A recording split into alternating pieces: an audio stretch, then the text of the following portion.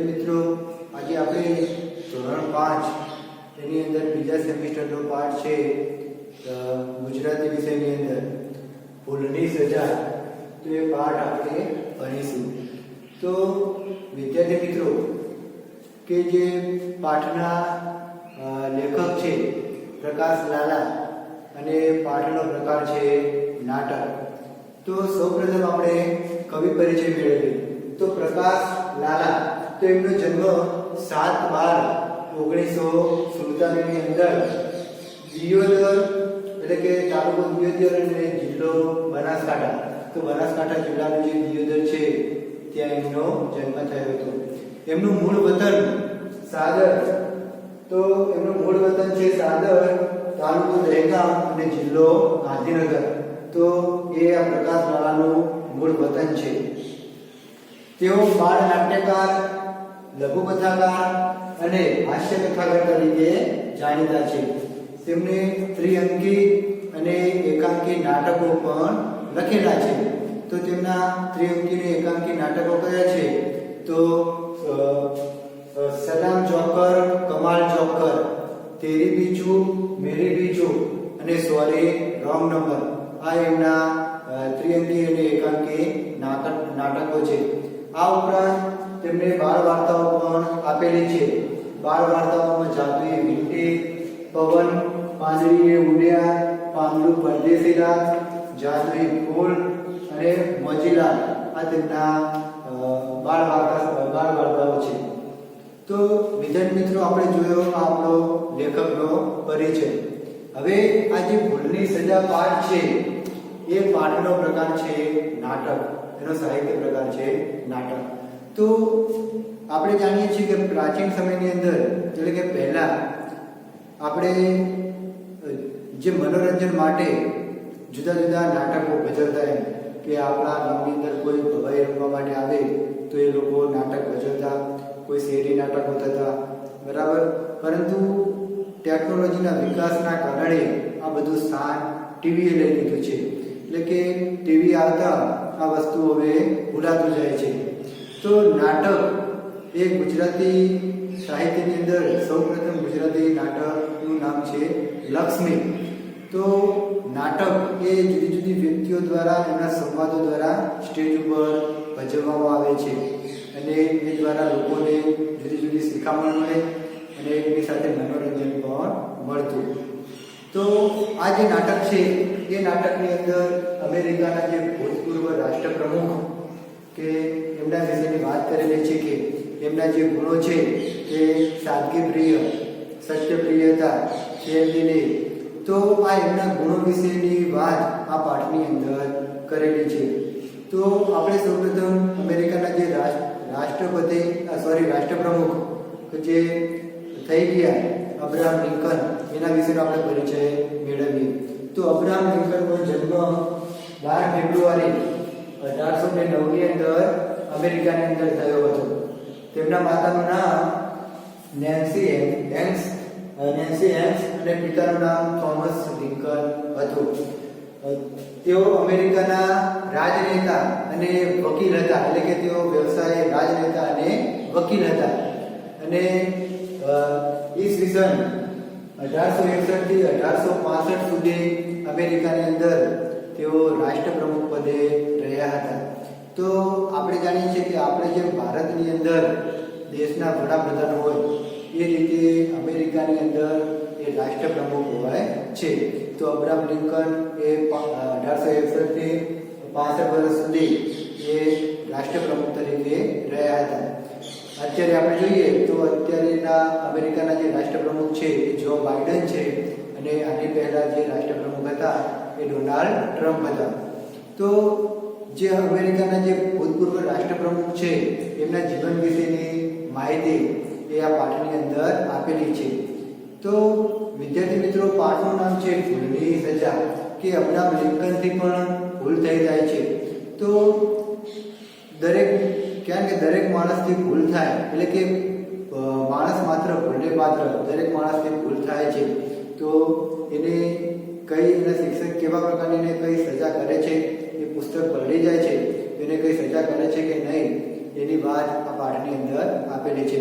તો આ પાઠ છે એ નાટક સ્વરૂપે છે, એટલે કે જો એને ભજવવું હોય તો ભજવી પણ શકાય. તો સૌપ્રથમ આપણે એનું પ્રથમ દ્રશ્ય જોઈએ.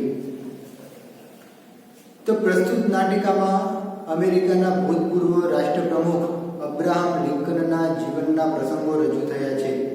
બાળપણથી જ તેમનામાં સત્યનિષ્ઠા, પ્રામાણિકતા અને ખેલદિલી જેવા જીવન મૂલ્યો જોવા મળે છે.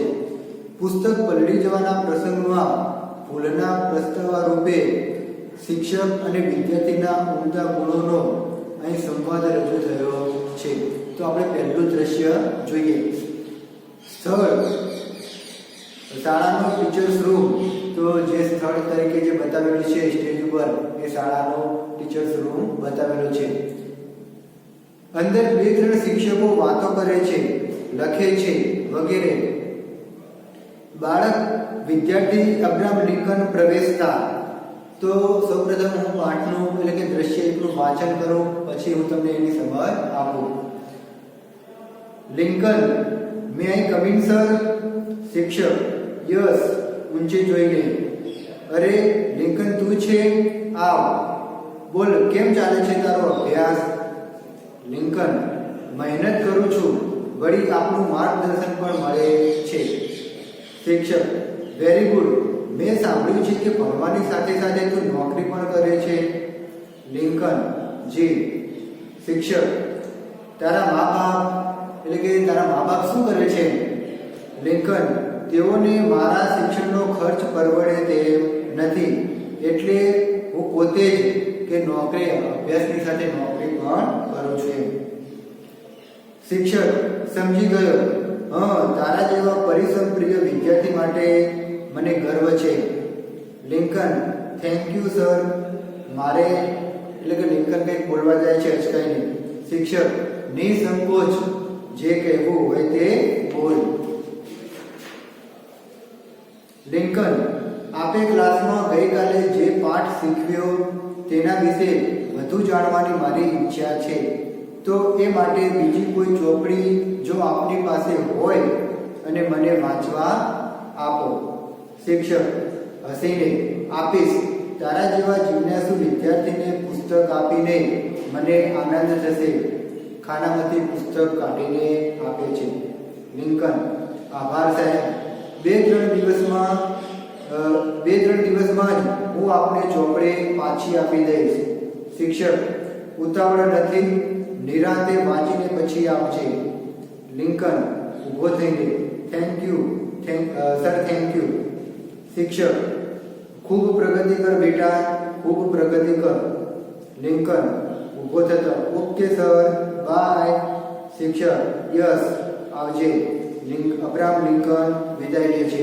તો આ જે દ્રશ્ય એક છે એની સમજ આપણે મેળવીએ.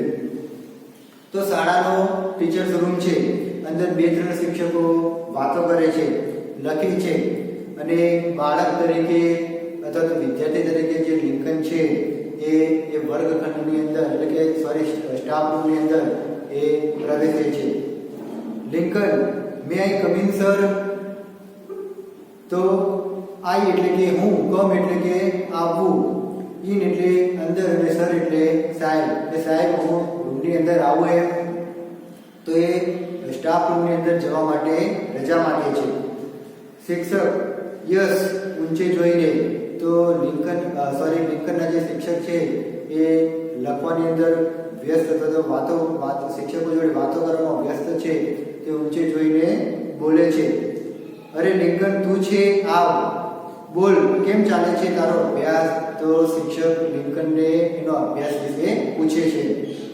લિંકન, મહેનત કરું છું, વળી આપનું માર્ગદર્શન પણ મળે છે. તો લિંકન કહે છે કે મહેનત કરું છું અને સાથે સાથે ભણવાની અંદર તમારું માર્ગદર્શન પણ મળે છે. શિક્ષક, વેરી ગુડ.